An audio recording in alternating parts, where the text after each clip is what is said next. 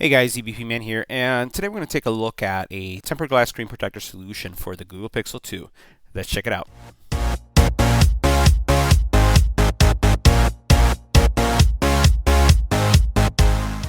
Now, I'm looking at a product here, and this is a product from SoMi.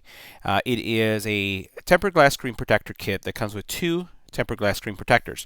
Now, one of the things about the Google Pixel, and we've seen this with the Samsung line of phones as well, is that it does have a curved screen. Not highly advertised because it doesn't have the infinity screen style, but you notice right here, if we'll put it here in an angle, you notice how this comes down on the sides. So this presents a challenge. And this is what I see a lot on the reviews on Amazon.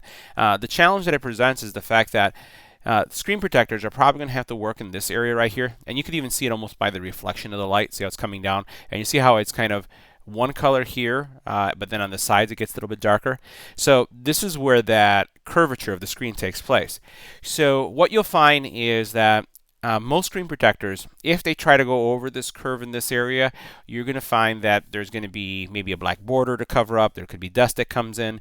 You may not have full adhesives. There's all these type of challenges that curved screens actually create.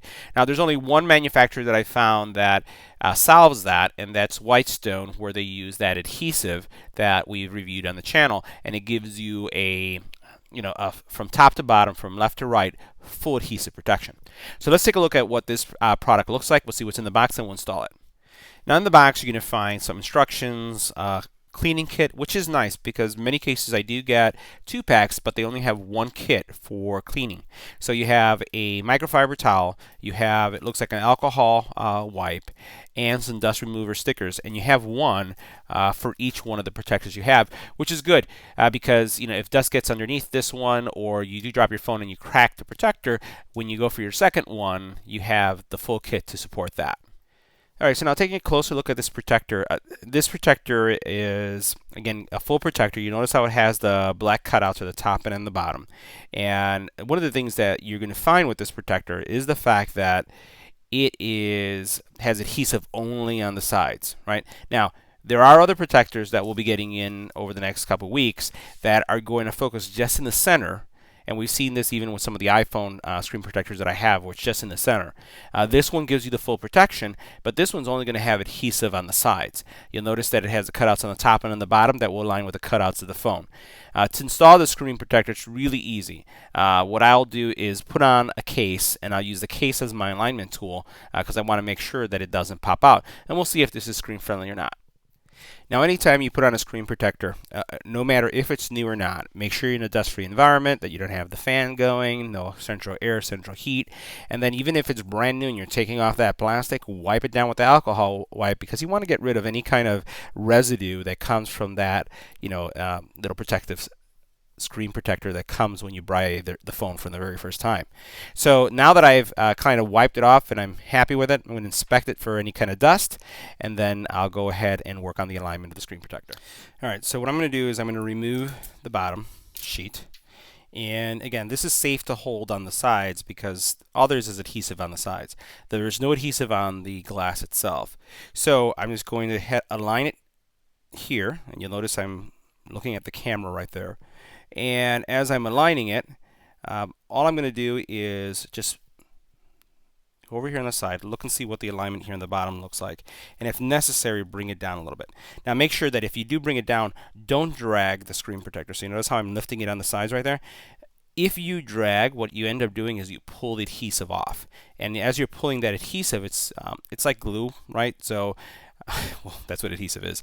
But as you pull it, what ends up happening is you stretch the adhesive and it loses its tackiness. So you don't want to pull down to adjust. You notice how I lifted it up? You'll want to lift it to adjust, just to make sure that this thing is centered. So I'm looking at, how much space I have on the bottom versus how much space I have here in the top, because as I switch from cases, my cases may have different thicknesses on the sides, and I want this to be as case friendly as possible, and that's going to be based on my alignment. So once I'm comfortable with that, I'm going to just inspect this one more time, look where the camera is, look at my gap here. So I'm looking at this gap right here, and then I'm going to look at what kind of gap I have down here, and you'll notice it seems like there's more of a gap. So I'm going to lift, and then I'm going to bring it down just a little bit more So right around there.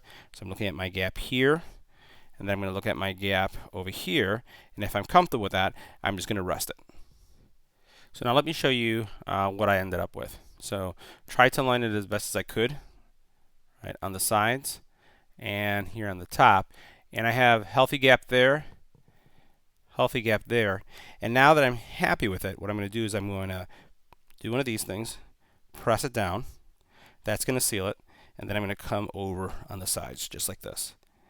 All right. Now, this is going to do two things for you.